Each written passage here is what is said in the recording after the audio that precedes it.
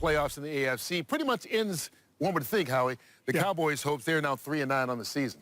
Yeah, as Troy mentioned, I think there's a lot to address in Dallas. And now they can get to it, I think. You know, no shock tonight that Baltimore was able to run the ball pretty much at will on Dallas's defense. It's been a real struggle. Baltimore, 2-3 running backs with over 70 yards. Lamar had 94. 94. Yeah.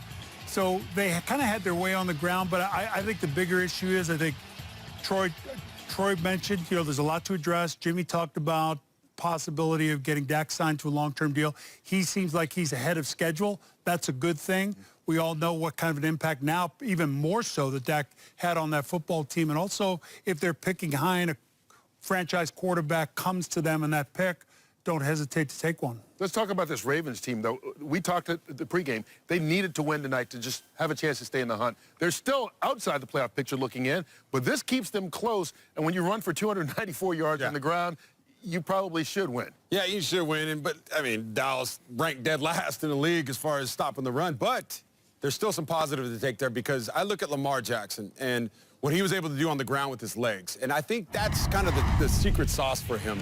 I know he wants to be that pocket quarterback, and he can. He can certainly throw the football. But to me, it's when he's using his legs and throwing on the run. The ball was right on the money. That was a great pass by him.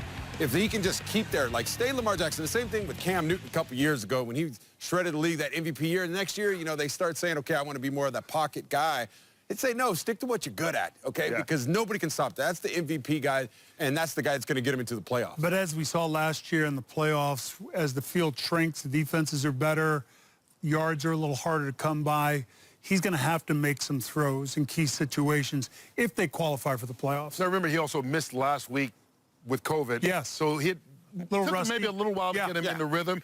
No matter what, he finished the night looking like the Lamar Jackson we're used to. Only 107 yards passing, but he did have 3 total touchdowns and 94 yards on the ground as well. So he's our progressive player of the game.